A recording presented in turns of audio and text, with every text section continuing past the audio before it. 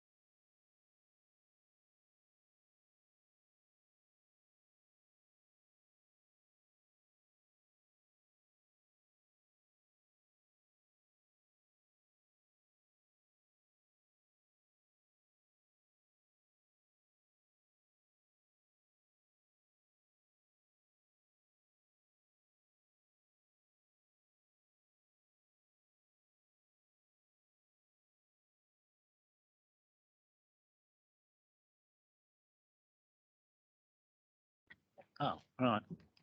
Yeah, I thought the red light wasn't on. Right, welcome everybody to this meeting of Rydale District Council's Planning Committee. Agenda item 1 is emergency evacuation procedure. I'm not expecting any fire alarms and it's wet enough to put it out, hopefully. If you do get a fire alarm, emergency exit to your left and down this way if you can run fast enough. Apologies for absence. Apologies have been received from Councillors Andrews and Hope. Councillor Barr will substitute for Councillor Andrews. No apology has been received from no substitute has been received from Councillor Hope. All right, thank you, Heather. Declarations of interest. Do I have any this evening? Yes, Councillor Cleary. Item 7, I've been lobbied. It's personal, non-prejudicial, non-pecuniary. Thank you. Yeah, Caroline. Thanks, Chair. Is that on? Yes, it is. Item 7, I've been lobbied and I've also been to see the objectors previously when the application was on the first round and was deferred before. So it's personal, non-pecuniary and non-prejudicial. Right, thank you. Yeah, Councillor. Item 13, I've been lobbied on personal, non-pecuniary. Yeah, I think that's all. Yeah. Right, minutes of the last meeting. I will propose those as an accurate record from the chair. Do I have a seconder? Yeah, Councillor Mason, thank you. Can we take that as read? Yes. Right. Chair, I must abstain too. I wasn't present at the meeting. Right. The few remaining of us will approve it. Thank you. Right, urgent business. I don't have any items of urgent business. And the schedule of items at item 6 to be determined by the committee is on page 8. Whereupon we will move to item 7, which is 20/00563/full East Lilling Grange Farm at West Lilling. So I will hand over to Niamh.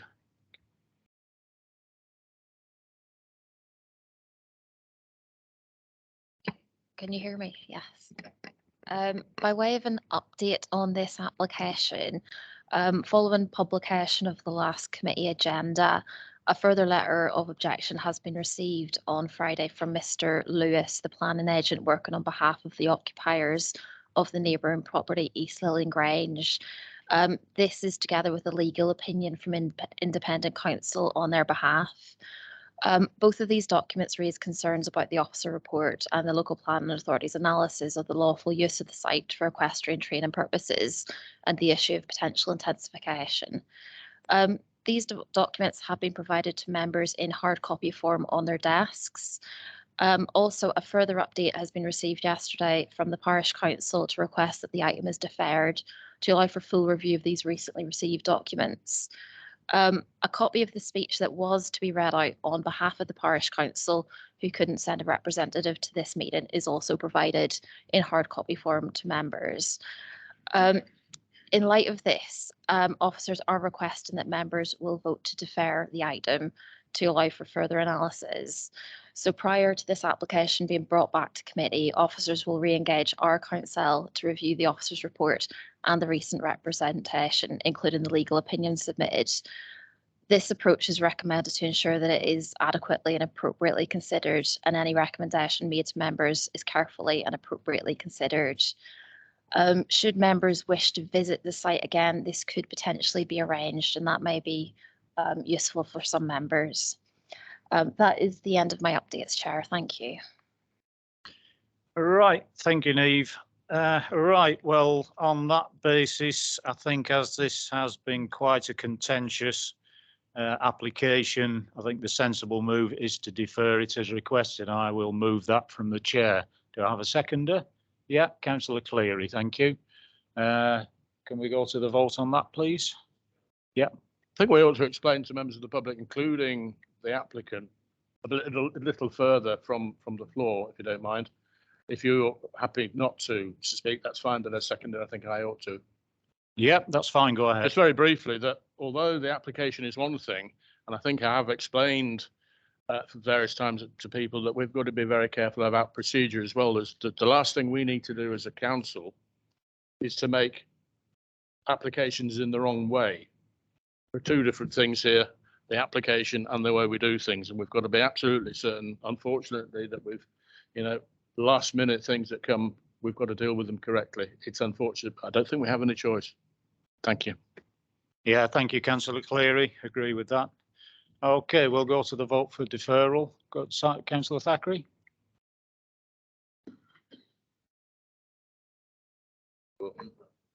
Yes, it was whether or not we should have a site visit, because I come to this completely cold. I have no idea what it is or where it is. Yeah, Oh. we'll go for deferral first, and then we'll discuss a possible site visit. Okay.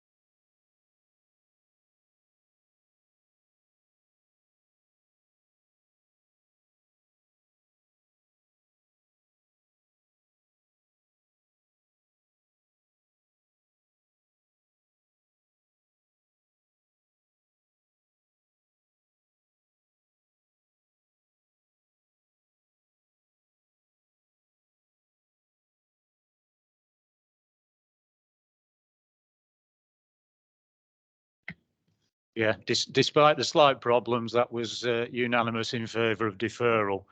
Right, well, we have had a site visit on this before, but if anybody would like, yeah, go ahead, Councillor Goodrick. Thanks, Chairman. I would very much appreciate a second a site visit. I wasn't able to go to the first site visit, which is why Mr. and Mrs. Crawford asked me to go and look at it. And I think in the interest of balance, I should see it from the other side and appreciate the other side as well. So I would very much appreciate a site visit and hope it's supported. Thank you, Chair. Yeah, I second that. I think, although I was at the previous site meeting, it was some time ago, and we've had a lot more information in since, not only to digest, but also to see on site as well. Very good. Well, we have a mover and a seconder, so we will go to the vote for a site visit.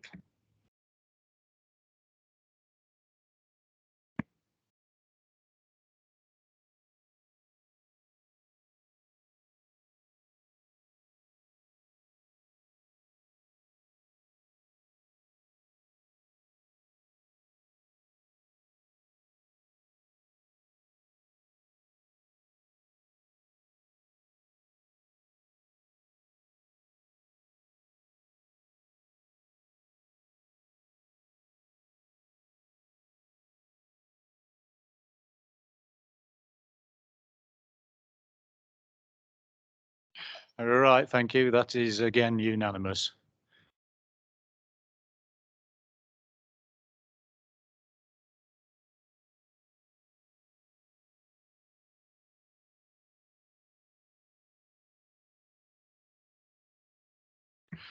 Right, in that case, we will move on to item 8 on the agenda, which is on page 136.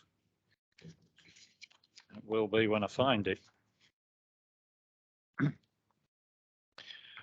So we have 22/00474 House, erection of single-storey extension to the side of 20 the Mount Moulton. I think this will be you, won't it, Jill? Yes, thank you, Chair. Members will recall that this item was deferred at the last meeting for a site visit. That site visit took place on the 20th of September. The application proposes revisions to an approved scheme for a single-storey extension to the northern side of the dwelling. That scheme was approved. It was granted planning permission earlier this year. And in effect, the revision is to create a further extension to provide a boot room space on the site of an outbuilding on the eastern side of the property, and that's between the boundary and what is in effect the end of the approved extension, proposed to built to match the materials of the new extensions. That's stone and a slate roof. Members will note from the report that the property is within the Malton Conservation Area, and we do have objections they've been received from 4 residents of properties to the east of this one, residents of Middle Cave Road. The application site occupies an elevated position in relation to those properties to the east, and the concerns raised by objectors, which include overlooking overbearing impacts, reduction in light, and an increased built footprint, are addressed in the report. The proposal has been amended in an attempt to address some of these concerns. The proposal now includes an obscure glazed door and window to the proposed new boot room space, and the removal of a parapet wall, parapet detailing on the boundary elevation. But those changes haven't been sufficient to remove the objections. If we could just have a look at some of the photos that Emma has taken. So this is just taken from, you see from the scaffolding that's the application site, and that photo is taken from the rear of the property, sort of in a bit of sort of backland space between the properties that are the back of the mount and the back of the properties on Middle Cave Road. In terms of the photographs that are taken, they're a bit out of sequence, a bit out of order. You'll just see the gable end of the approved extension there, which has had its been completed in its stone facing. And just above that brick wall of that building in the foreground, you'll see a sort of white horizontal line of brickwork. That is the outbuilding, which the proposed boot room will be in that location. So from there, you can just see the top of the ridge of that lean-to outbuilding. The roof leans into the site. The proposed boot room extension will be about a metre taller in that position. So that's the location of effectively the revisions, the boot room space. Just move on to the next picture, please. That's just taken from within the application site, and it's an earlier picture to the previous one before the stone facing was put onto the extension as it's being built. So you can see the lean-to outbuilding there, which will be removed, and the new extension will be added into that space. Just to give you an indication of the sort of the height of the extension, which would be flat roof. The new extension that was granted permission earlier this year obviously has that sort of gable end, and it has a pitched roof section, but the section that adjoins the house is actually a very narrow flat roof extension. You can just see that there. The height of the proposed boot room will be the same height as that flat roof section. You can just move on to the next slide. This is a picture that's taken from the garden of one of the residents of Middle Cave Road, looking back towards the application site. So you'll just get an indicator. You can see the lean-to extension there. You can see the outline of the approved extension. And certainly from that vantage point, the door and windows in the new boot room, the new proposed boot room would be visible from there. Just move on to the next picture, and that again is just another picture from garden space to the rear of Middle Cave Road, looking towards the site and the position of the proposed boot room. just a further picture taken from the garden space looking into the application site.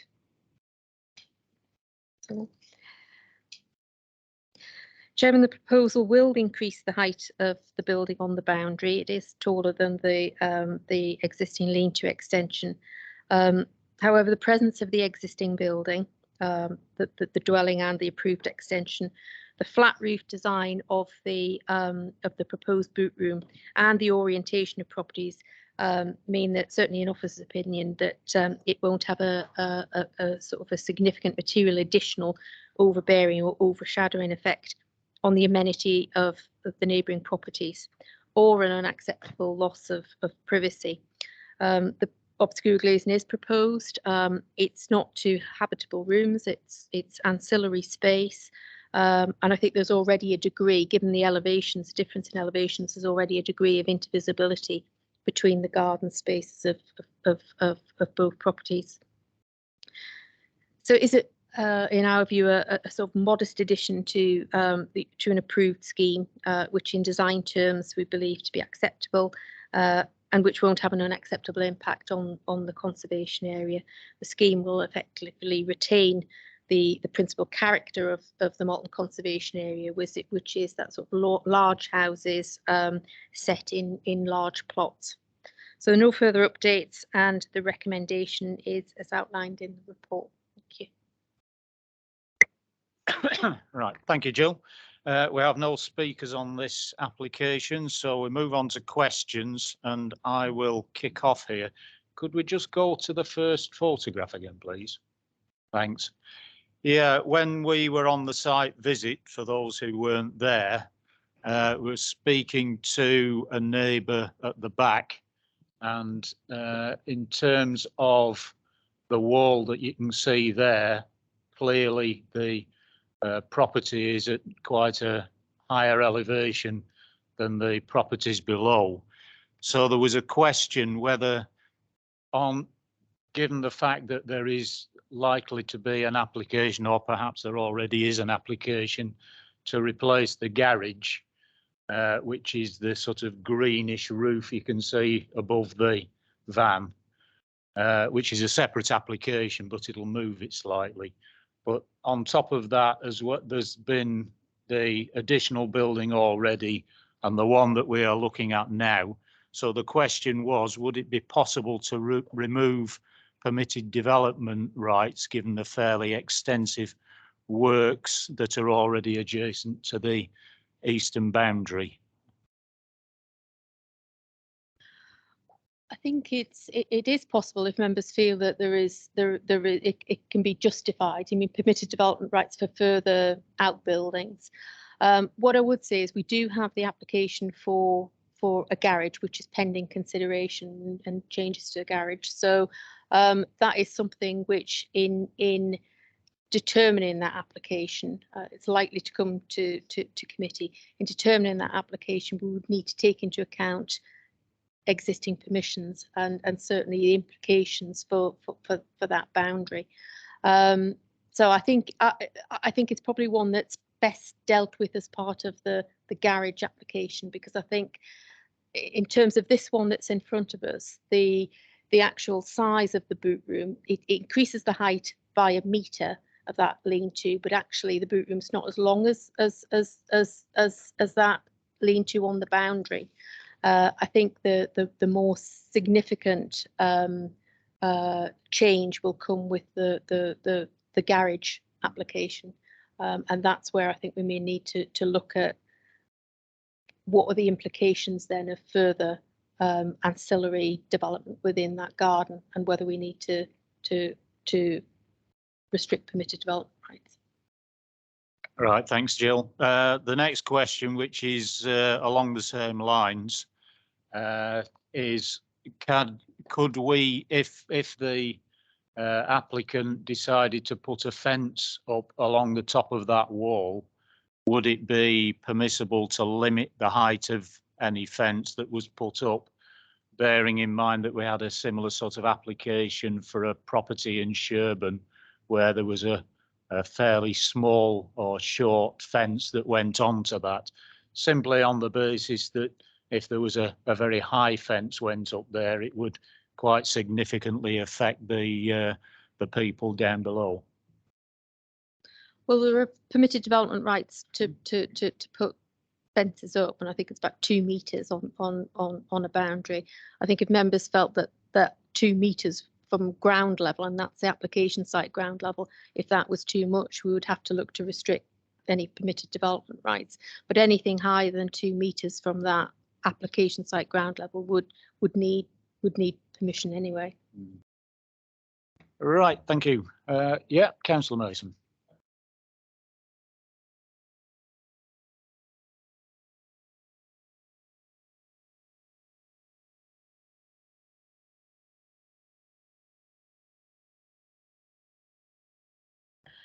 No, it's wider than that. Yes, yeah.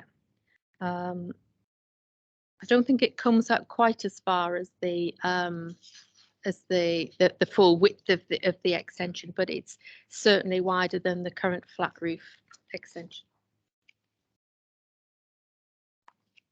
No more questions.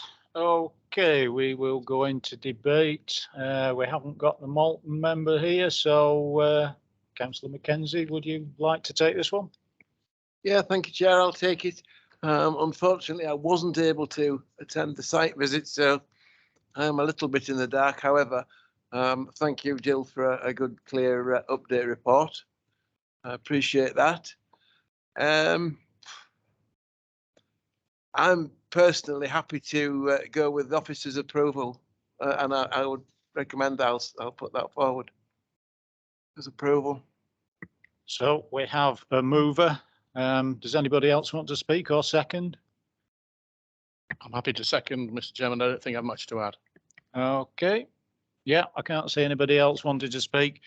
Just a small addition, talking to the neighbour, he was quite satisfied that pretty much all the objections that he had been dealt with through consideration along the way. And that's what I like to hear, the fact that our officers have dealt with this and dealt with the problems. Okay, in that case, we will move to the vote, please.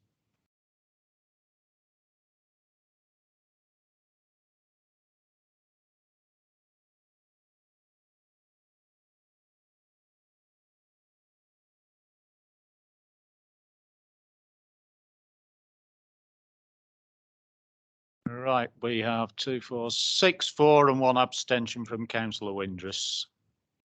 Okay, thank you. We will therefore move on to item number 9, 22/00192, Major Full, land off Stittenham Hill, Bulmer. This is Alan Golfus, who in disguise, I think this is Jill. Yes, Alan's on leave. Thank you, Chairman. This is an application for a very low density wild glamping site to the west of Bulmer Hill. Part of the application site area is a certificate camping site, which I believe is called Odin's Rest. And there are currently 2 bell tents and 2 yurt type tents that are at that site as part of that certificate. Although there are more units of accommodation that could be provided at the site under the certificate. The proposal in front of us today is for 25 units of camping accommodation, 10 tents, 10 camping pods and 5 yurts, and it's the intention that the tents will be removed and not available in the winter months. The pods and the yurts would stay. As part of the application, there are 9 compost toilets proposed and 6 shower units, and a relatively modest small timber reception building. The application also proposes an access from the road and some car park and hard standing. As part of the proposals, also quite a significant part of the scheme is to rewild the site. So there's a lot of planting of trees and wild grassland, and that's sort of integral to the ambitions for the site that the owners have. It's in part retrospective. I understand that is to deal with access arrangements and current car parking at the site. Members will be aware from the report that the site is located within the Howardian Hills AONB and in therefore the open countryside. The report summarises the issues that have been raised by 4 objectors and 3 supporters of the scheme, and it covers all of the other issues that are relevant to the application. Other than that, Chairman, there are no updates to the report. If you could just have a look at the photos. Alan's left us quite a lot of photos, and he's given me quite a comprehensive sheet to help me take you through some of the photos. So I'll do my best to do that.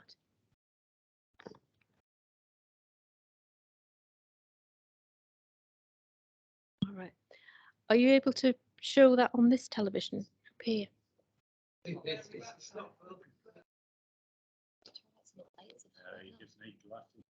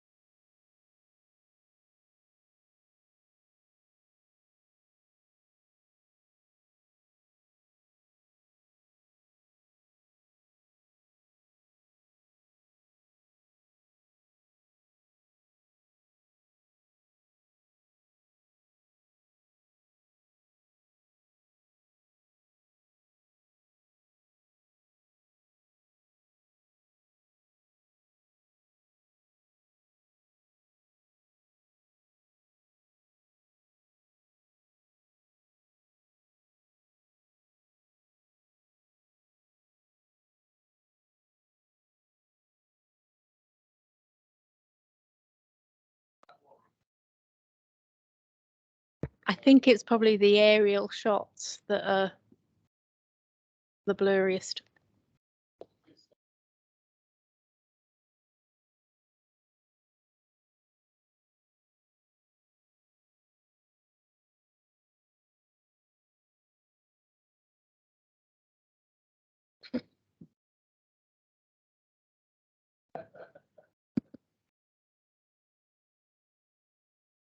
I was going to say that one.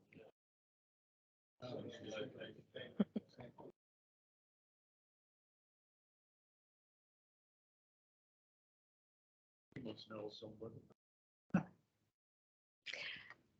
Okay, so that's just an aerial photograph of the application site, just to help help members get their bearings.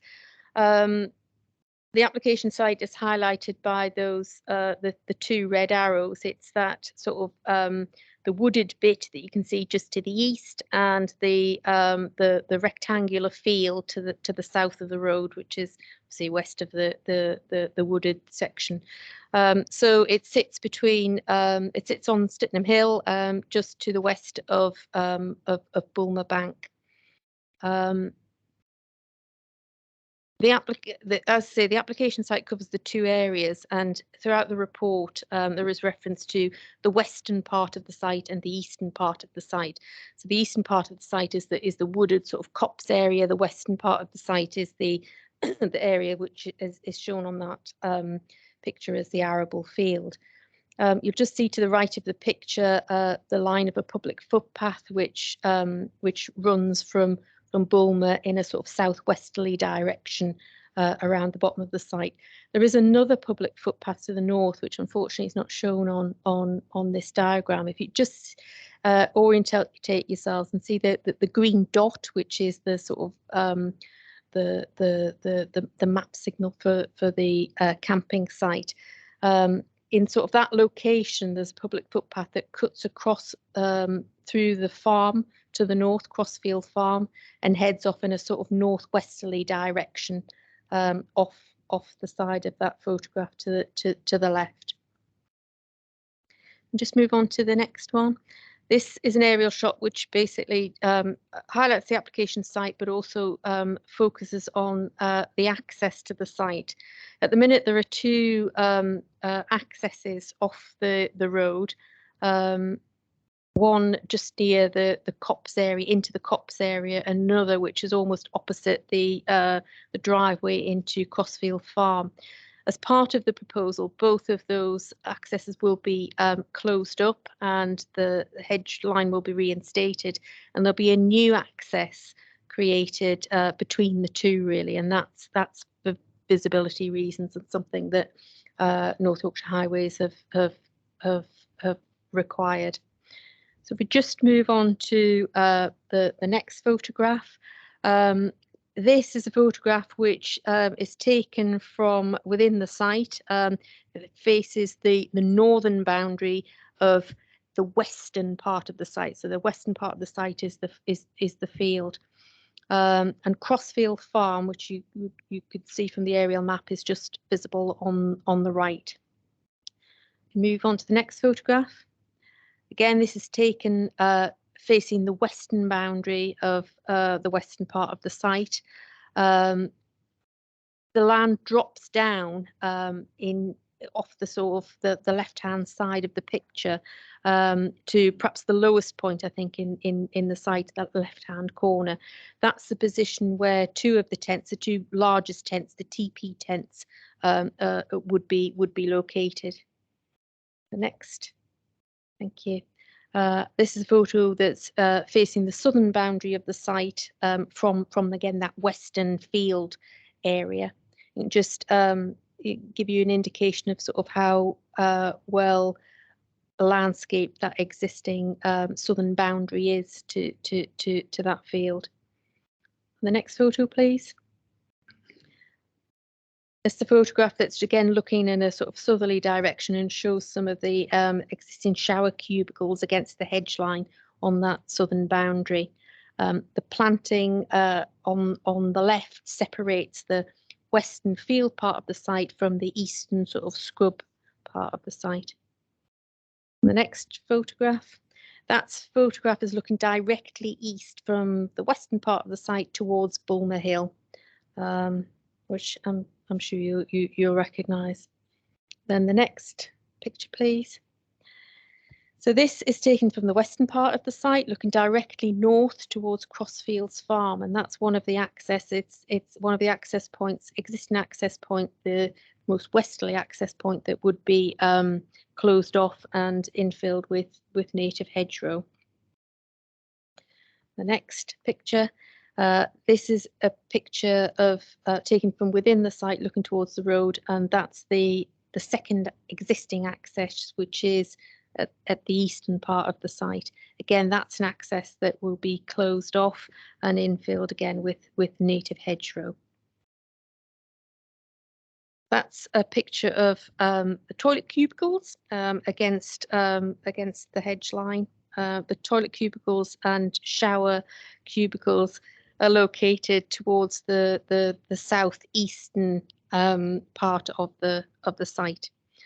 And then I think the next picture is just a picture of one of the log-fired hot tubs that are on the site. The next picture, please. That's one of the bell tents, an existing bell tent that's within the eastern part of the site. The eastern part of the site being the area existing scrub. That's part of the certificated site area.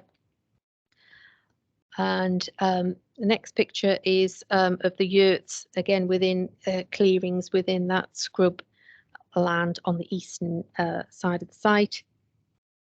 And the next picture is a picture of one of the big hat teepees. There are two proposed, but not in this position. And I understand that the teepee is not in that position on the site at the minute. And then the next one. This picture is taken facing again direct east towards Bulmer Hill, but it's taken from the eastern part of the site, sort of the scrub area. And it just gives you an indication of just how dense the existing scrub is in that section of the site. So just another picture showing the sort of the dense scrub within the eastern area. And the next picture. So this picture is taken along the northern boundary of the site. So the other side of that hedge is the road, and that's effectively the route of the new accessway into the site along the edge of that hedge to the existing car parking area. The next picture. That's a picture taken from just outside the site, looking into the site on the car park area. That is the access that will be closed off.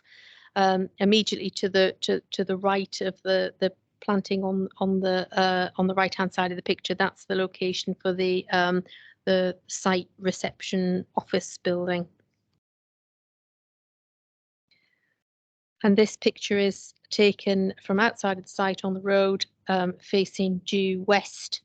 The new access will be created in sort of within that hedge line, almost central in that picture. That'll be the location of the new access into the site. And the next picture. This picture is taken from one of the public footpaths, and it's the public footpath that runs to the sort of southeast of the site, so from Bulmer to the south of the site, looking in a sort of a northwesterly direction or westerly direction. You can just see from there the top of one of the tents that is located in that eastern scrub area. So you get a good understanding of the topography, I think, from that picture.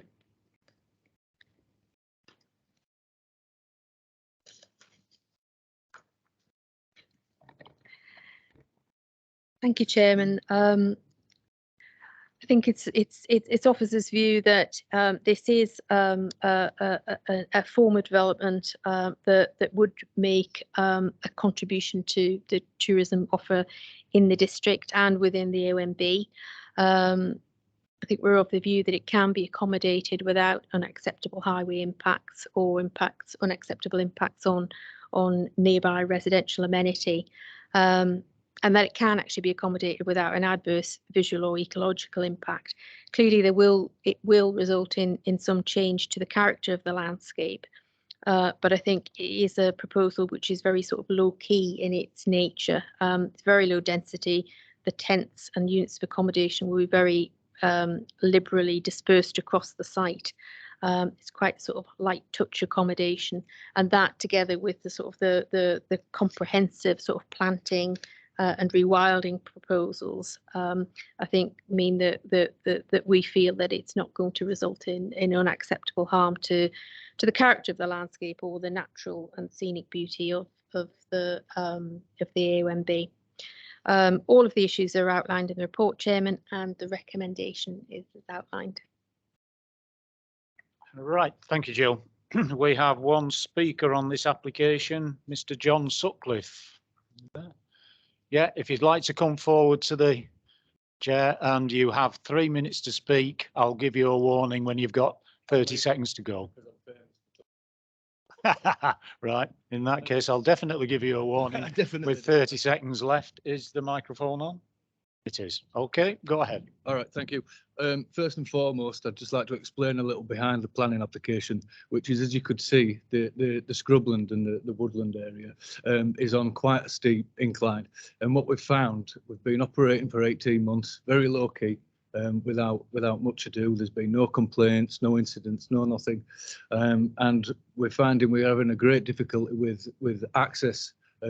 People that have got poor mobility or disability access, and there is a distinct lack of campsites of this nature, which is completely off grid with disability access.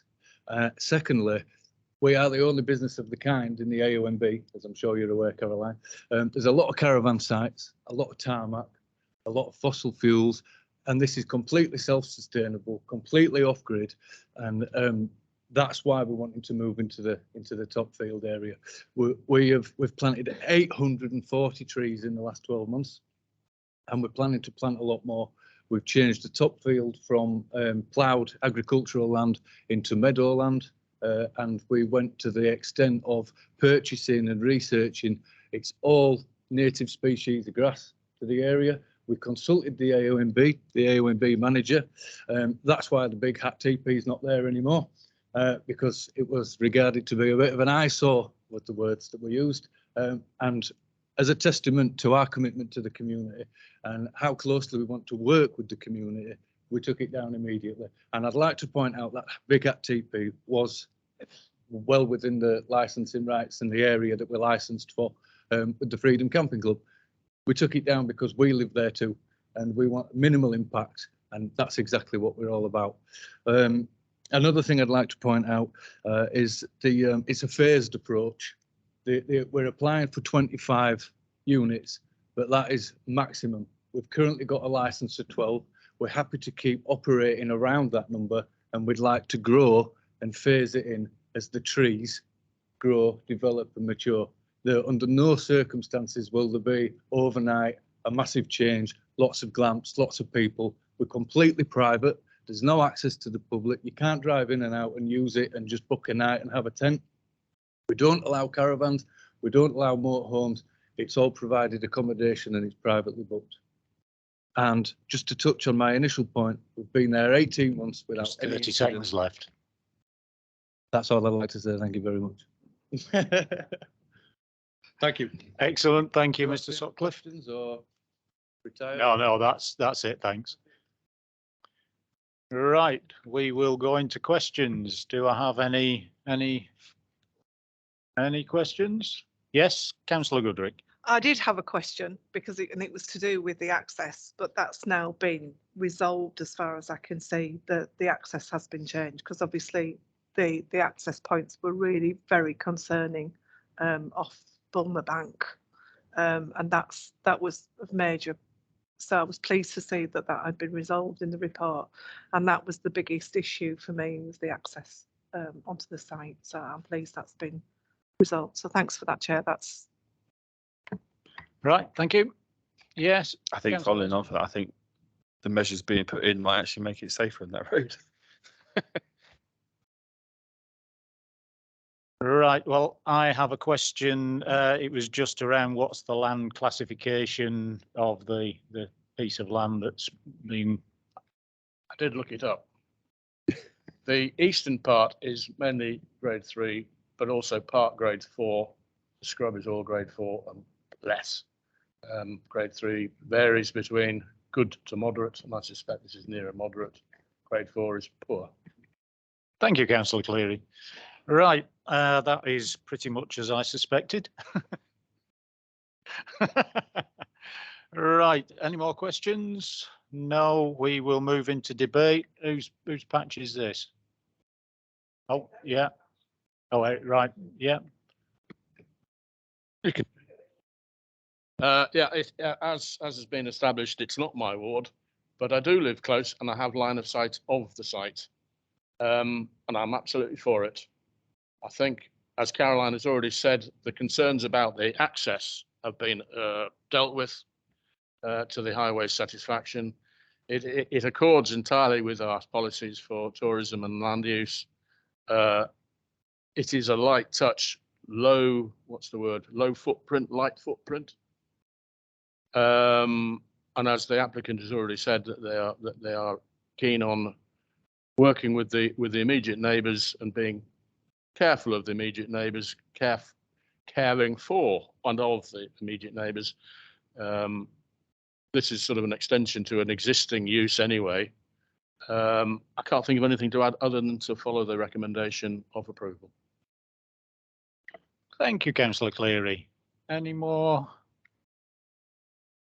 Yes, Councillor Goodrick. I'll second it, Chair. I like the fact that it's really low impact on the ecology and the environment. So I'm happy now with the changes to the access points to second the application. Thanks, Chair. Yeah, Councillor Mason. I think I'd like to add actually that, with the motion that we put in at North Yorkshire, trying to encourage biodiversity gain, I think this fits quite nicely into that whole process we're trying to do. Right, anybody else want to speak? No?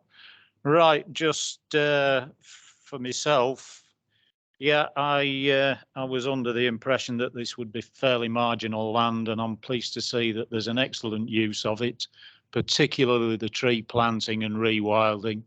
I think it's important. I mean, at the moment, food security is critical, but there's going to be a lot of pressure on marginal land for whatever needs to be done on it, whether it's people putting solar panels on it or people planting trees on it.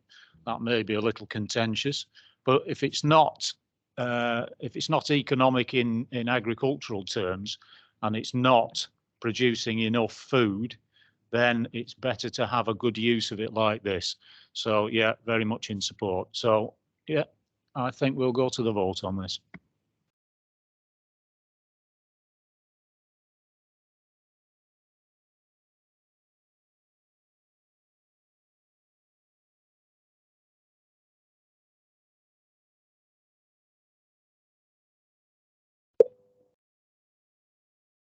Yep, that is unanimous. So we will move on to item 10 on page 180, which is 22/00595 Major Full, Wandles or Wandless Farm, Great Edston. And this is, hang on a minute, who have we got here now? Right. Oh, this is Tom O'Connor, heavily disguised as Neve.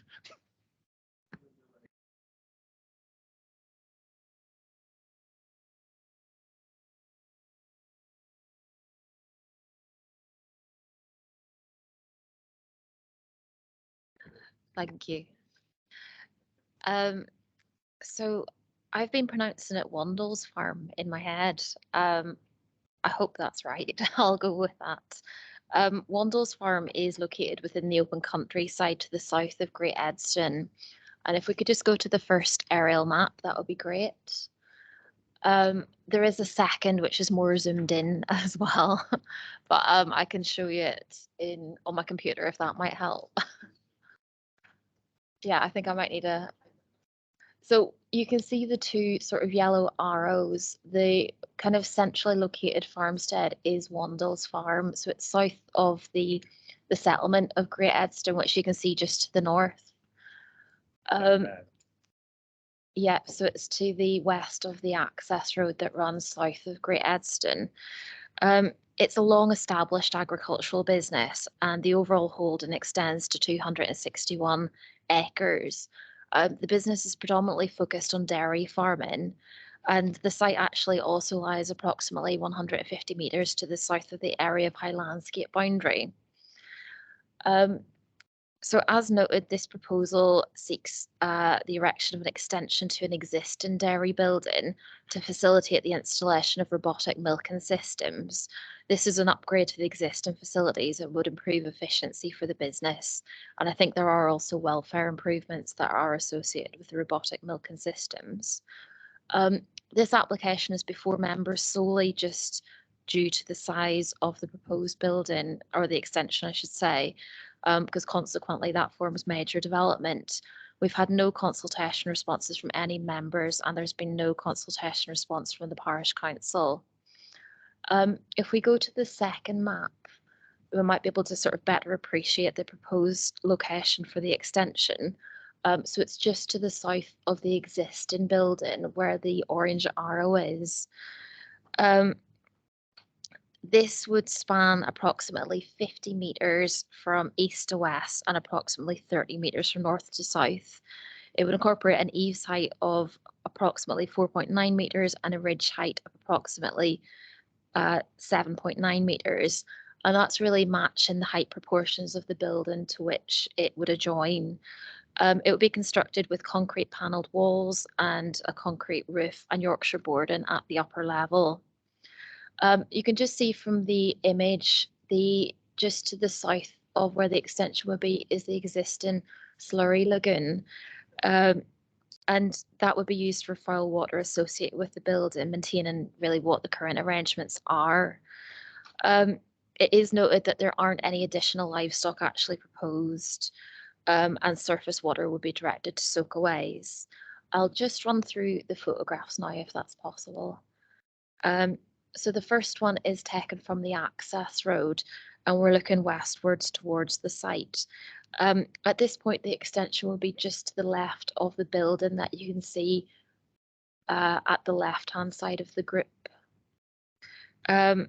The next photograph is taken from the south of the building, and it's to this building in the background where the extension would be attached. The next photograph is looking at this from really kind of a more westerly position.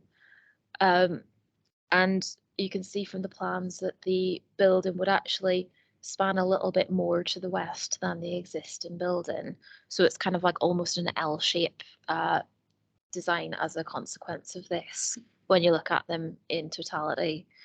The next photograph is again looking to this point, but from within the group of farm buildings just a little bit to the north, and in the very background of this, although you can't really see it yet, is the slurry lagoon. So the next photograph is well, just another kind of shot of where the proposed extension would be. And just to the kind of left-hand side of this photograph is the fence into the slurry lagoon as well. And the next photograph is just a better image of that. And there's, I think, one final image, which is again just showing it from directly opposite on the highway. So you really do appreciate the kind of group nature of how the buildings would appear. So if we could just go back to the second aerial map, that would be brilliant. Thank you. So as noted in the report, this is considered to be acceptable in principle. It's supporting an existing and established farm, and that would be in accordance with policy SP9 of the RIDEAL plan. In terms of character, form and landscape impact, whilst it is substantial in footprint, it relates to the extension of an existing agricultural building. Consequently, it would appear strongly grouped, which is welcomed. The use of materials to match the form of the original building is considered appropriate and would also be controlled by condition. Due to significant distances from the nearest residential properties, which themselves, I believe, are connected with farm businesses, it's not considered that there would be any adverse amenity packs associated with this proposal. In terms of access, the proposed development will utilise the existing established highway access and internal access tracks. And the building, again, wouldn't facilitate any increase in livestock, so there wouldn't be an increase in kind of number or frequency of vehicular movements, and North Yorkshire Highways have no objection to the proposal. In terms of drainage, which we've touched upon before, the site's located in flood zone 1. However, as noted in the report, as a building of this size does have the capacity to generate quite significant runoff. A condition's been recommended for the details of drainage infrastructure. But the information provided to support the application identified that there would be soakaways for the disposal of surface water, and apparently the ground conditions will support that. Foul water will be drained to the existing slurry lagoon to the south. And I would note that there was a condition indicated, number 4, for a contamination scheme, but on reflection, it's not considered necessary for this type of application, and we would not recommend that condition. Because this is just for an agricultural building, there would be no kind of risk to human health or anything like that. So in conclusion, it's considered that in principle, the further build and support a long established agricultural business is appropriate. It's considered that the further extension of the milking sheds could be effectively accommodated within this location without undue harm to the surrounding locality. So therefore, it's an officer's recommendation for approval. Thank you, Chair. Thank you, Niamh. I have no speakers on this item, so do we have any questions? Yes, Councillor Cleary. Would the officers consider it appropriate to attach a condition in respect of lighting? It's in the open countryside, I think it ought to. Yeah, I think that's a very good idea. Thank you. That would only kind of relate to lighting externally at the building. So they'd be able to light it as necessary within. Yeah, I see no more questions, so we will go into debate. Is this your patch, councillor Thackeray? It is indeed, yes. And I don't have many observations about it, really. It seems to be well away from any other dwellings. And I don't even think that with my acute hearing that it would be an issue. I did have many years living in my house. I've lived in the same house for 40 years with a dairy farm in the village. And for some reason, the alignment of the buildings meant that the direct line of sound hit my pillow at 6:30 every morning. And I was happy. I was delighted. I know it's not very interesting, but I was delighted when the farmer said he was retiring and selling all his cows. I thought, yes. And then he said, I'm just keeping one. And he kept it. He milked it at 6:30 in the morning. Anyway, he's got rid of his cow. But yes, what can one say? Another exciting farm building in Rydale. Yes, well, I'll vote approval. You're moving approval, are you? I would move approval, Yeah. yes. Well, I'd like to say you did- Move approval. when you said you didn't have anything to say. Well, you know me, mate. Exactly. All right. Councillor Mason, I'll second it. Thank any more for any more? I see no more. Yeah, my only comment is that I go that way quite often and went along there only a few days ago, and I looked across and I thought that'll have no impact whatsoever in terms of visuals. Right, in that case, we will go to the vote. Thank you.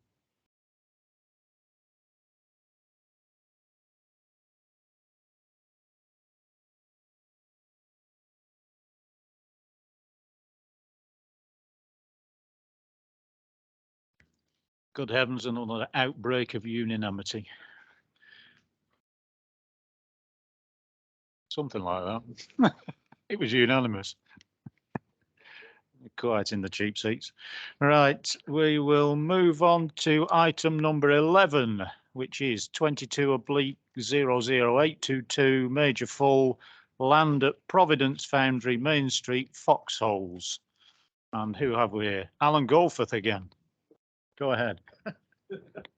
Thank you, Chairman. This is an application for a relatively large storage building at this site, which is the site of a long-established agricultural machinery business in the northeastern part of the village of Foxholes. The proposed building will be located to sort of the eastern side of the existing building group, the eastern side of the site. The proposal is to access the site and the building via existing access arrangements off the B 1249. There'll be no increase in traffic associated with the proposal, which is for the storage of equipment which would otherwise be stored on the site outdoors. The site is located within the area of high landscape value, and it's within the existing development limits of the settlement. The main issues and the issues that have been raised by objectors and the parish council relate to, in the main, visual impact and loss of light to surrounding residential properties. There have been some revisions to the scheme to lower the height of the ridge height of the building. I think that's been lowered by just over a metre. Which has also reduced the pitch of the roof, but it is 7 metres to its eaves height, and that is a height that is required to support the function of the building. Those revisions haven't meant that the concerns of the parish council or residents of the village that it hasn't addressed their concerns. So if we just move on to some of the photos, and again, you'll have to be bear with me while I go through Alan's sheet. It's just an aerial photo of the site just to help you orientate yourself. So the main business premises is in the middle of the shot there. You can just see to the east of the main street, the main road running through the village. So it's located at the northeastern side of the village. The proposed location of the new building, the application site, is just to the east of that. You can see that's highlighted by that arrow. It is an area which is currently used for outdoor storage, and it is surrounded by a small sort of landscape bund, which you can just see highlighted on by the red arrows on the screen. Just in terms of to help you orientate yourself from further pictures, in the top sort of western northwestern side of the village, there is a public footpath that's annotated by that yellow dashed line, and there are some images later on that are taken from there. What Alan's also done on this shot is just point out the locations of the the properties where the objectors to the scheme live. So that's a property to the south, immediately to the south of the application site, off Smithy Lane, Hillcrest. There you can see there's a property to the west, immediately to the west of the business premises, on Main Street, number 1 Main Street, and then further to the west off Ganton Lane, field side view. We'll just move on to the next picture. Thank you. This is taken from outside of the site on the main road, facing north along the B1249. Just so shows the existing frontage of the site and the buildings, and an access point on the right. I believe there are 2 access points into the site. There's that one, and there's one slightly to the north where you can see the car coming out. Move on to the next slide, please. This is just taken from the road, looking direct east into the site. It just gives you an indication of the gradient, the rising land. On the next photo, please. This picture faces west down the slope, looking back to the main road through the village. Again, gives you an indication of the gradient, and also just an indication of some of the existing buildings on the site, which are, I think some of them were originally brick built, but a metal clad at the minute. And this photograph is showing the position of the proposed building within the existing storage yard. So that's looking due north. The proposed building will be rectangular in shape on a sort of north-south axis. And yeah, that picture faces the northern boundary. The building will be sort of centrally located within that area of the site. It's about 70 metres from the road, and it's about 50 metres from the southern boundary of the site. And this picture is just showing the eastern site boundary and the existing sort of landscape bund which exists along that eastern boundary. And this next picture is taken from effectively standing where the building will be, and it's looking due south. So towards sort of I suppose you look directly south of that would be Smithy Lane and the properties that are on that lane. So the next picture, this faces a sort of southwesterly direction from the site, looking across to part of the built-up area of the western side of the village. Again, showing the sort of change in levels from the site. And this picture is facing west, showing some existing buildings within the yard site. And that just pans around from the application site and to face the sort of northwest area of the site. Then the next picture is from outside of the application site, looking south in a southerly direction. On the left-hand side is number 1 Main Street. And again, it's taken from the road, from the northern access to the site, looking in a easterly direction into the site, and effectively the new building will be between the existing building that you can see there and that tree sort of section of hedge. It will sort of fill that space, fill that gap. This is a picture taken from Smithy Lane, so the land level drops a little bit, looks north towards the application site, and you may appreciate from that the site isn't really visible due to the topography and existing trees and landscaping. This is a picture that's taken from the public footpath, which I just pointed out right at the beginning, which is located to the northwest of the site, and it's looking towards the site in a sort of southwesterly direction. So again, I think it's clear from that vantage point that the site, the intervening planting, sort of screen views of the site from that public footpath to the northwest. And again, this is further east along the public footpath, the view facing southeast towards the site. Again, a lot of screening that's provided by existing planting. This is just a sort of an illustrative image that's been done just to give you an indication of the building, where it will be, and where it's sort of the context from the street. So it's going to be quite significant in scale, but I think together with the sort of the perspective and being stepped into the site, it's not looming above the ridge heights of some of those existing buildings, certainly from that vantage point, although it is of a scale and proportion.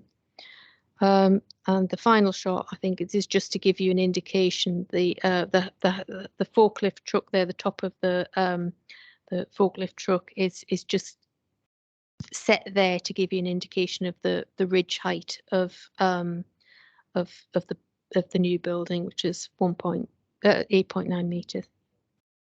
Cherry picker, sorry. Yes.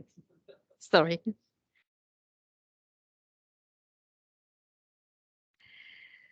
Thank you. So it is a building that will be visible, but I think we feel that certainly the landscape impact and the street scene impact is reduced by virtue of the fact that it is read in conjunction with existing buildings, and certainly the reduction in the height and the lowering of the land level at that site will help the building sit into the site and into the landscape.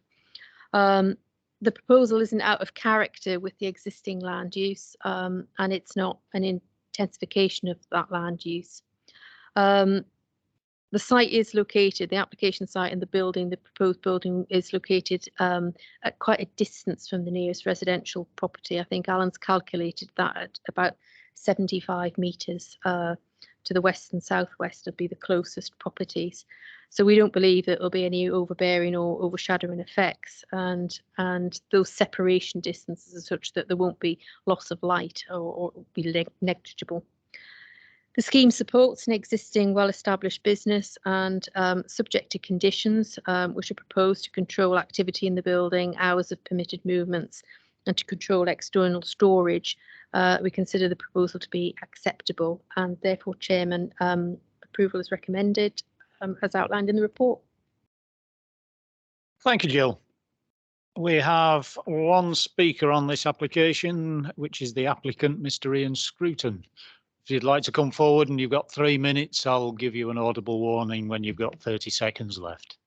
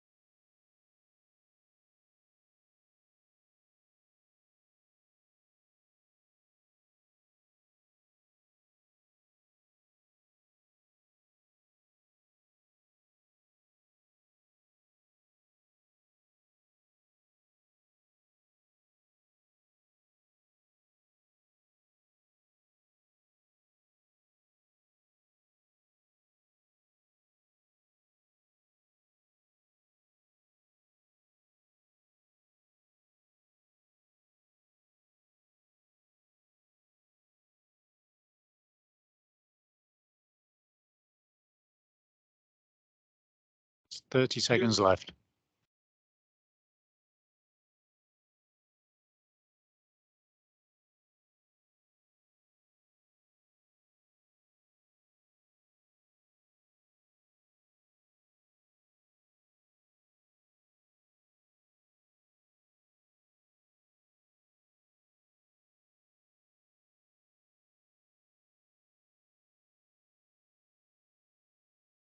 Thank you, Mr. Scruton. Do we have any questions? I see no hands. In that case, you want to kick us off, Simon? Yeah, just, you know, we sit and look at all these blurry pictures. And we look at screening hedges and planting. As far as I'm aware, there's no conditions applied to screening and planting and hedges, and there's nothing to stop anybody cutting their hedge down to 3 foot high in the rule book. Is it worth us referring to hedges and screening if it doesn't belong to the applicant and it can't be conditioned?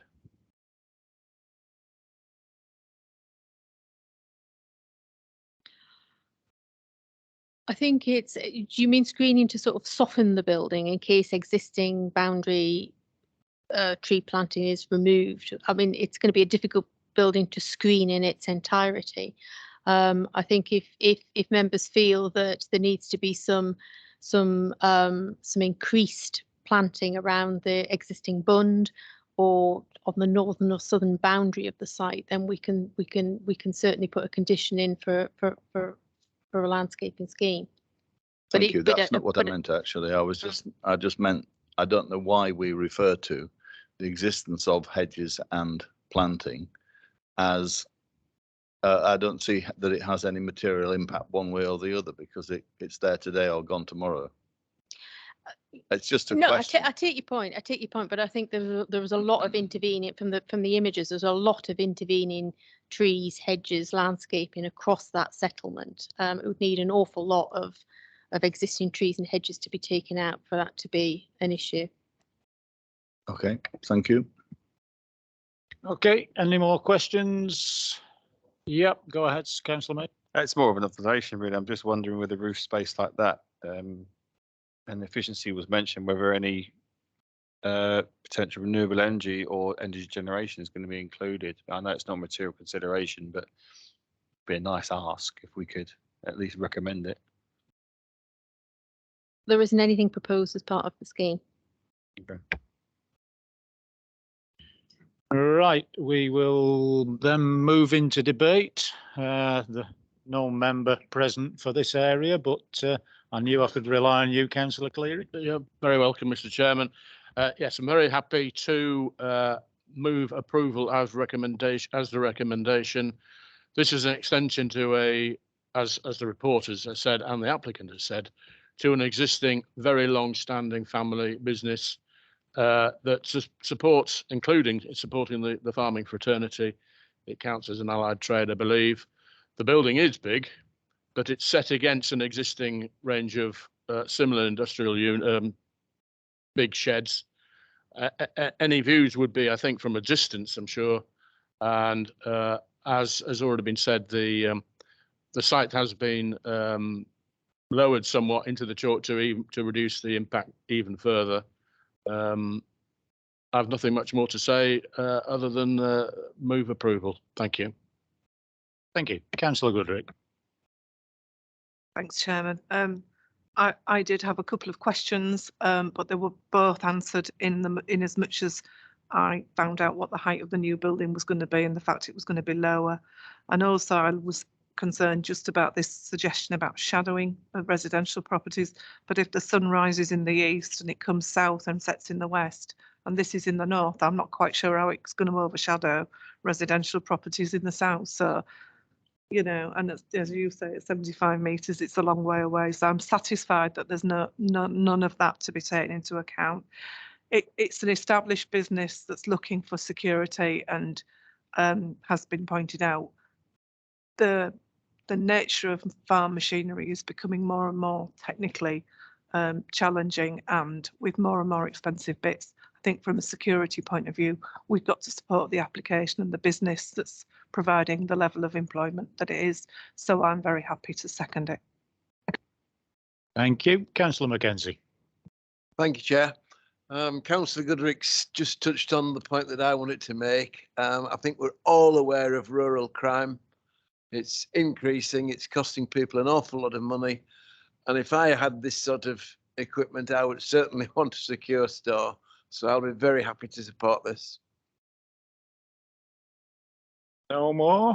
No. Well, just a comment that I think this is particularly important at the time we're at. We need to support SMEs to the maximum.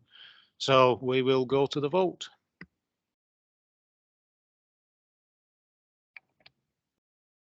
Particular energy bills.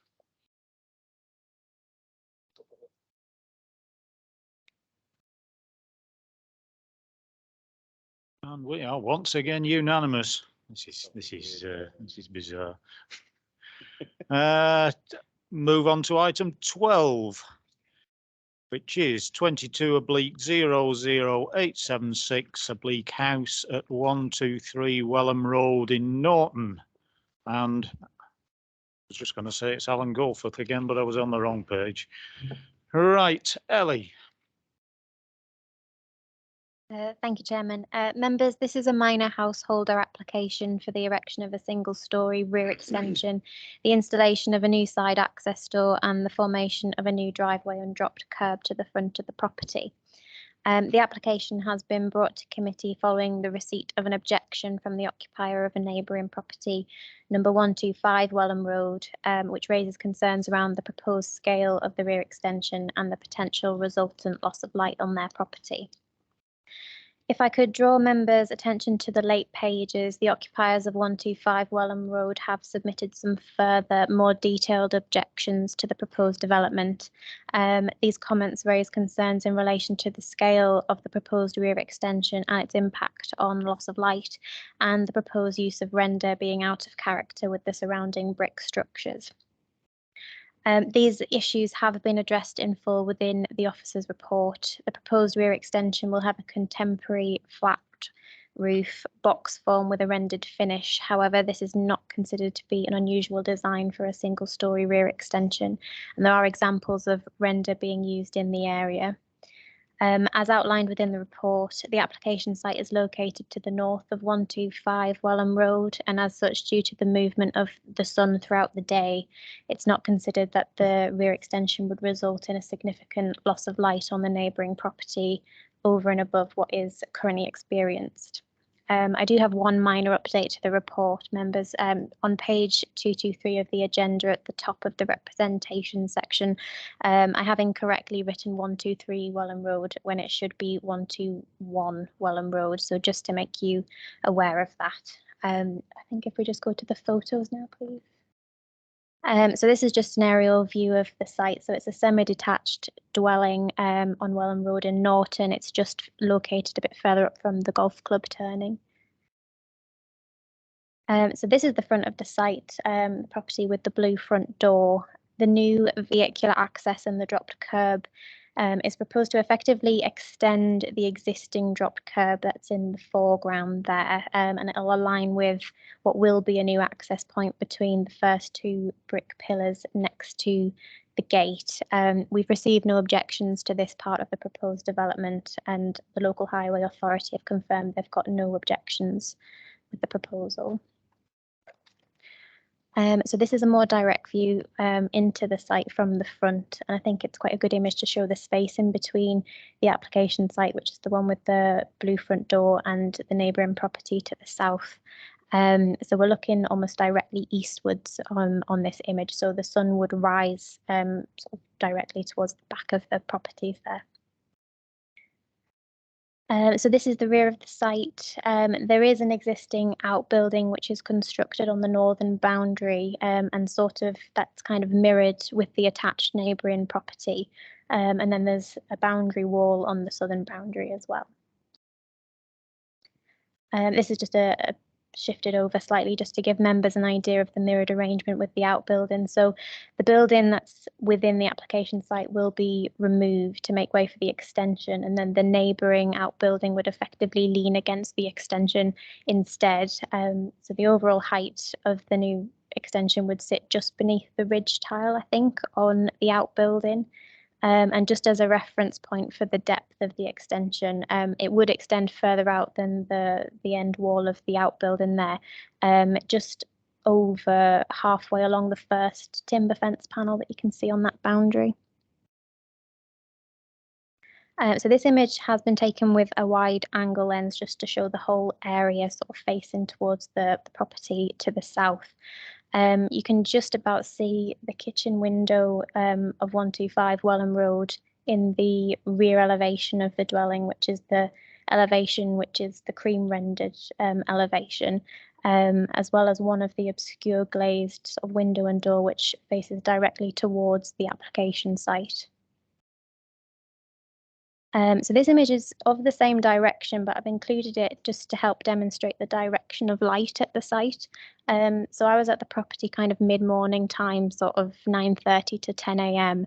And as you can see by the angle of the light and the shadowing, particularly on the gate in the image, you can see the direction where the light's coming from, which I think would be sort of roughly southeast at this time in the morning. So this is just looking directly towards the neighbouring site, the neighbouring property to the south. So the two windows which face directly towards the application site are both obscure glazed. One's a window and a door, and they serve utility and WC spaces internally. So this image was just taken again with a wide angle lens from the utility room doorway of the neighbouring property, looking north towards the application site. And again, this is just another image from just a bit further up in the neighbouring property's curtilage. And I think you can see some shadowing on the boundary wall indicating the direction of light at these sites. And this is just a final image. This was sent to me by the applicant. And again, it's just to show the direction of light. I don't know what time this image was taken, and clearly it was a much sunnier day than when I visited the site. But you can see quite clearly the shadow line on the application site there. So I think that's it. Yep. So thank you, Chairman. There are no more updates to the report, and the recommendation is as outlined. Right, thank you, Ellie. We have two speakers on this one. First up, we have the objector, Mr. Richard Fussell. I think you know the routine by now. 3 minutes, and I'll give you a shout after with 30 seconds left.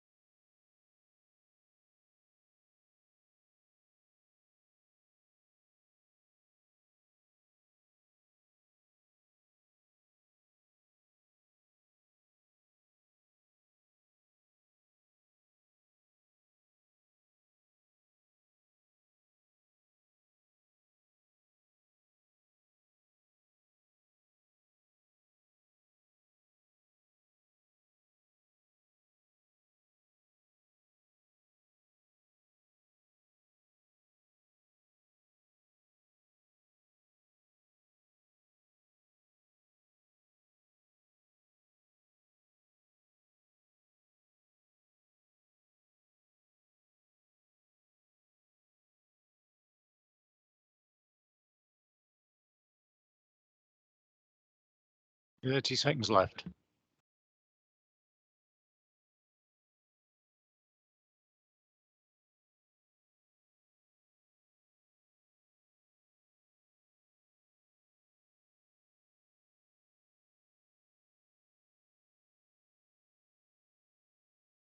We're just up to the 3 minutes now.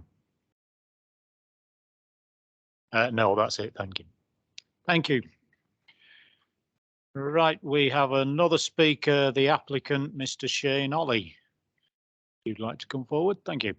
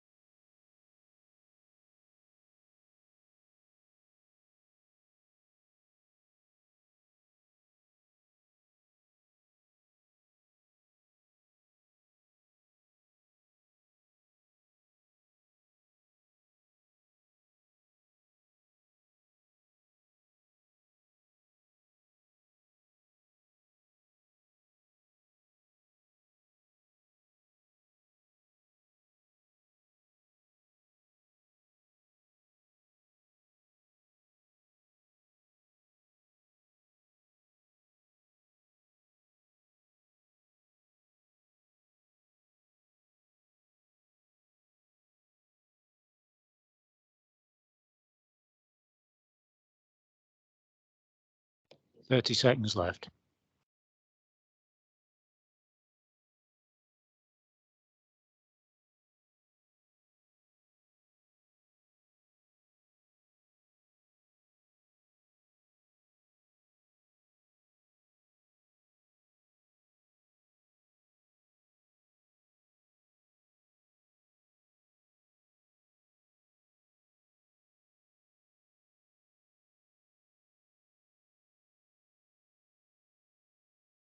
Right, thank you, Mr. Ollie.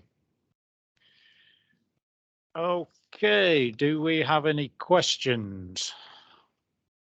Yes, Councillor Goodrick. Thanks, Chairman. Do you mind going back to the photos and let's just look at this overshadowing, overbearing suggestion and things, because I'm trying to understand where the kitchen is that it would be overbearing, and I'm trying to understand what the impact on the neighbours would be, because that, at the moment, looking at the way the sun rises and sets, that I'm not sure I can understand this particularly well. Forgive me, I'm maybe being a bit thick. So can you just, where is the kitchen in the next, in the next door property? And is that pan-tiled roof the garage? Yeah, so that pan-tiled roof, which is on the left-hand side of the image, Yeah. is the neighbour's garage. Yeah.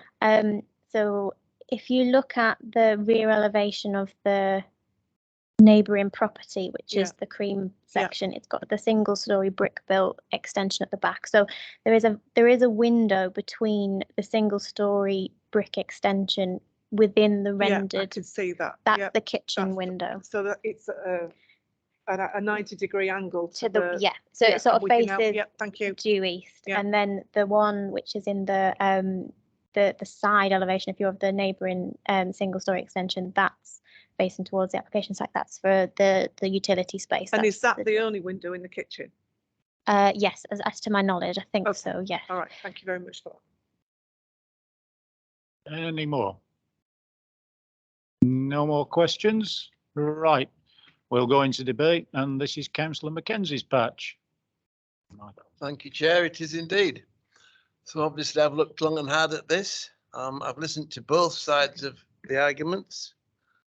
I am, of course, familiar with the area, and in my opinion, I've looked at the way the sun rises and sets, the shading, the construction of the proposed building, and it's my belief that it fits with the area, and I would move approval.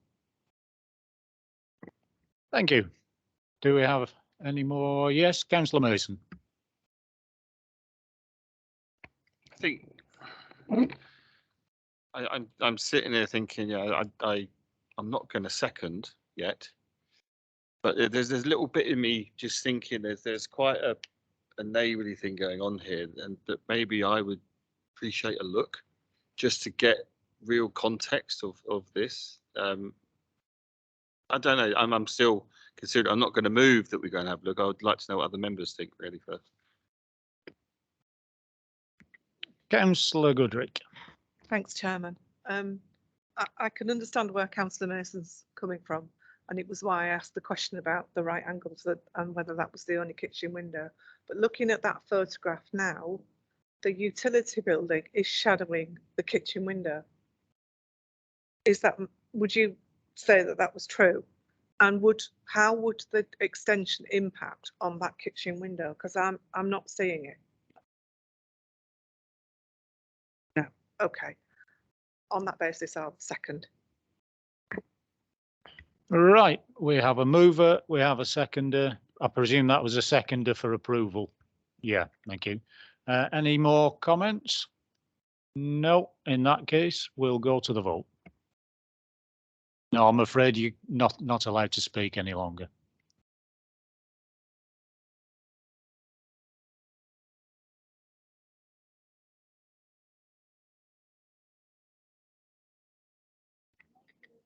Yeah, I'm afraid you've had your opportunity to speak. We're moving on now to the vote. Thank you.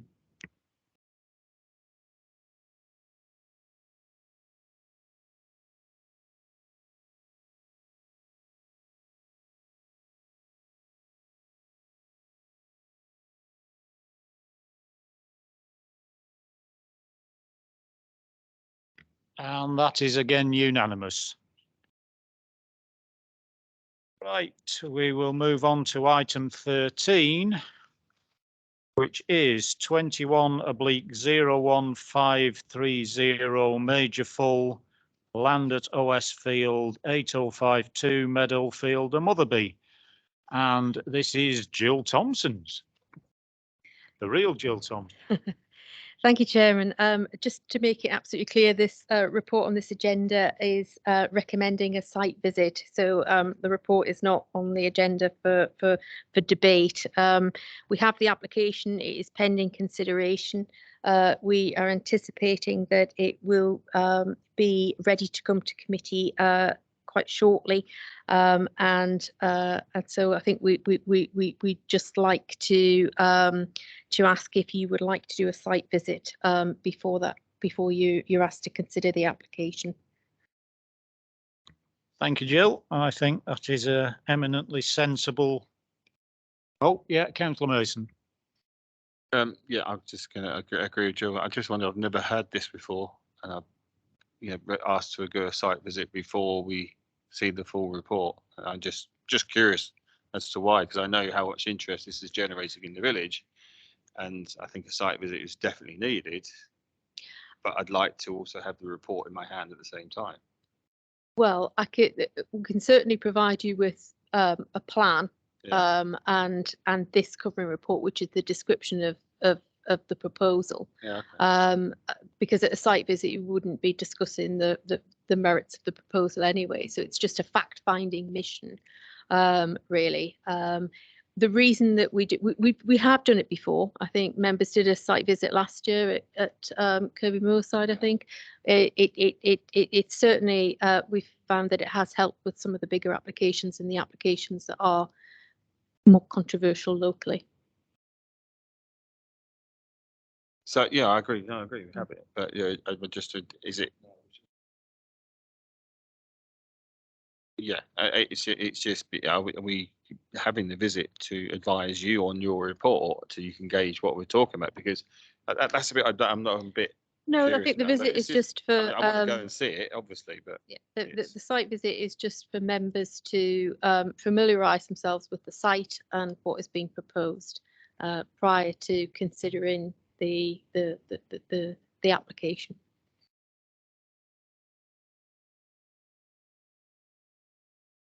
I'll move it.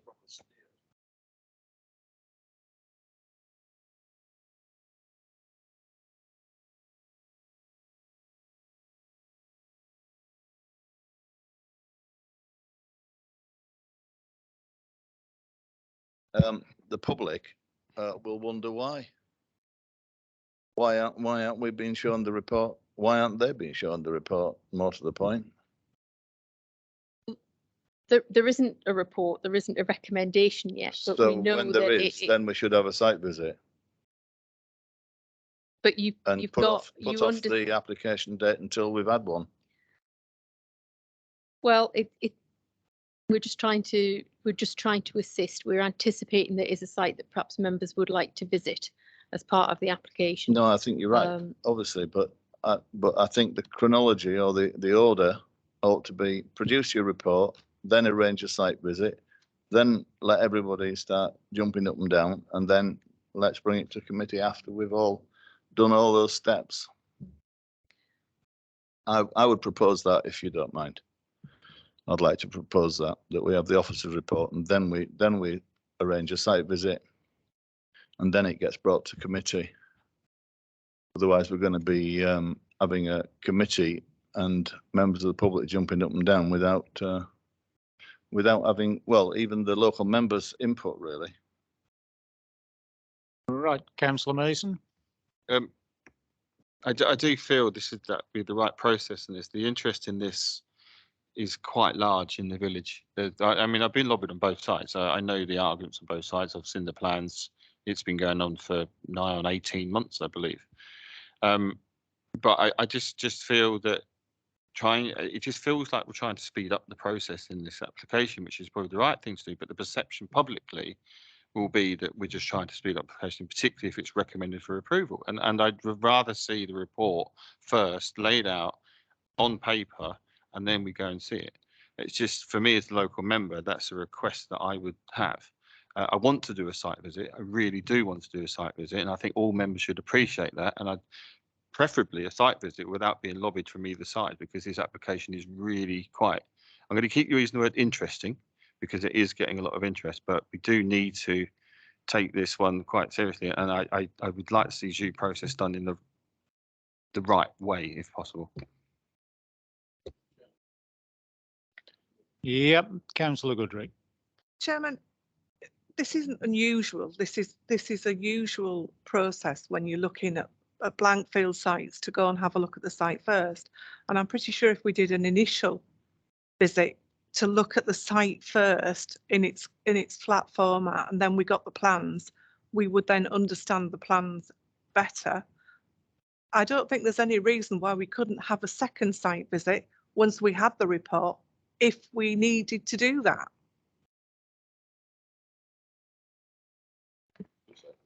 But that's a fair enough comment, Caroline. Yeah, I appreciate that. But as long as I want to have that on record that we can do that, because it just, if the representations that I'm getting, that we need to be really looking into this one quite considerably. So I'm happy to go for a look at a field and sure you all know the field.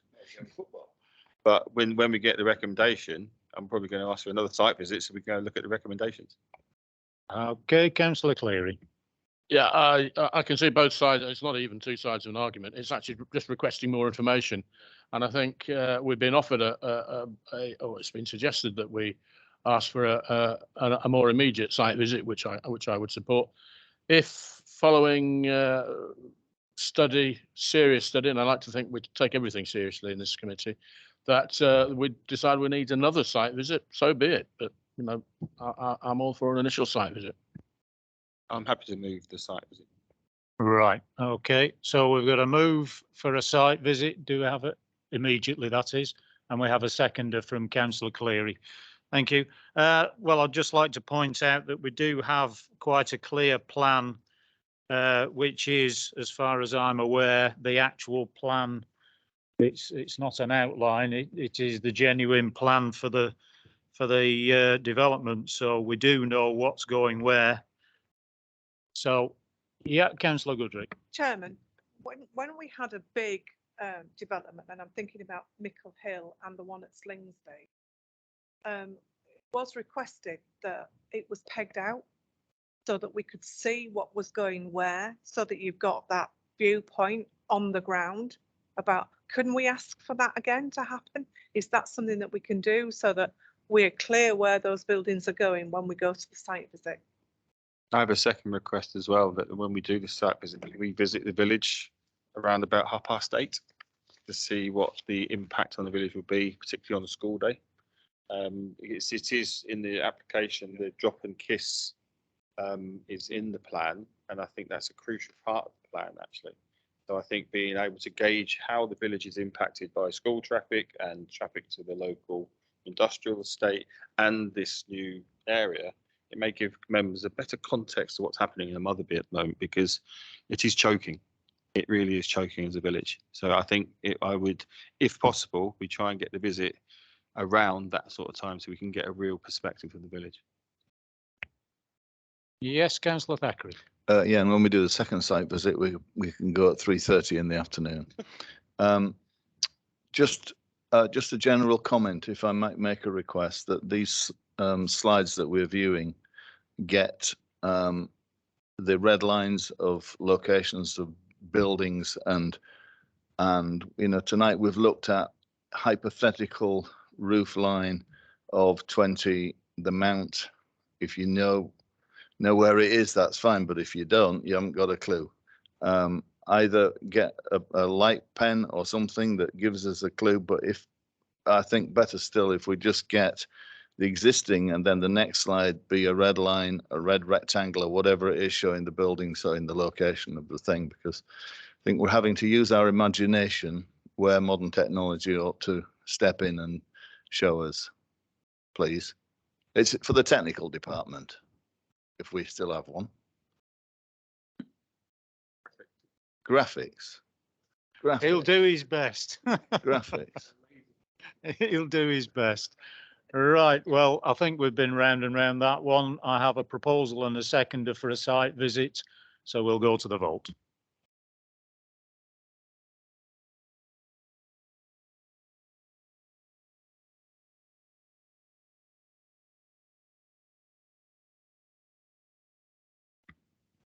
That is again unanimous, so we will go for a site visit and we will do it at 8:30, I believe.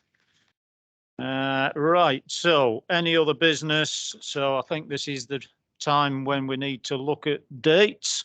We have a site visit to West Lilling and we have another one to a Motherby. Stand by one.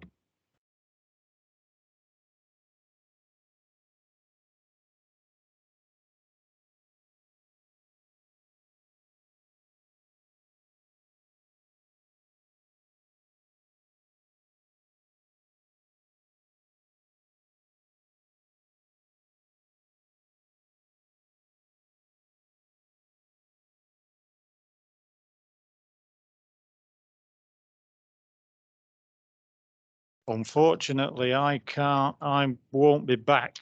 I'm away and I'm coming back on the 10th, so I won't be there for a very early start.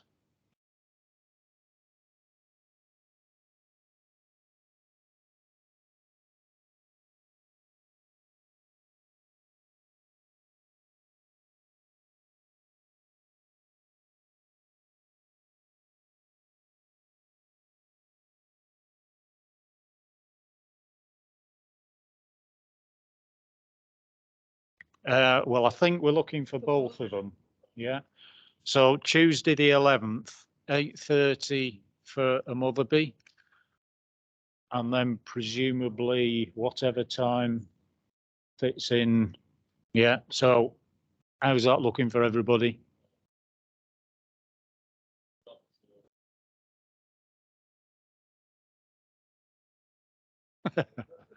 Right. How about another week? Tuesday the 18th. Is that any good? Yeah. Yeah.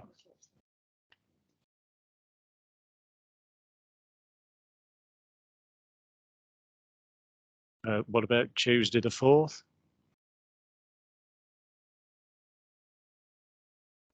No, it's the Monday the 10th. It's the weekend, and I'm not back until sometime.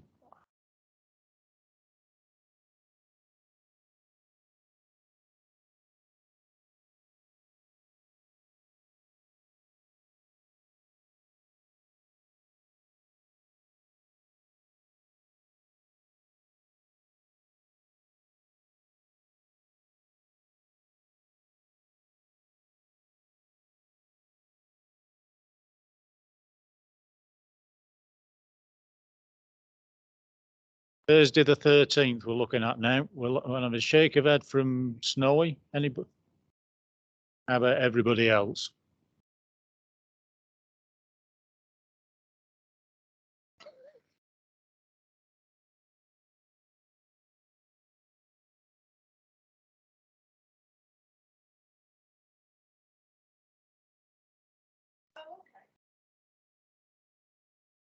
Cool, eh? That's looking promising. Thursday the 13th. Have we got general agreement? Yeah. Right, that's the date. Thursday the 13th, 08:30 at a Motherby, and then we'll work out the time for the other one following it on. West Lilling, yeah.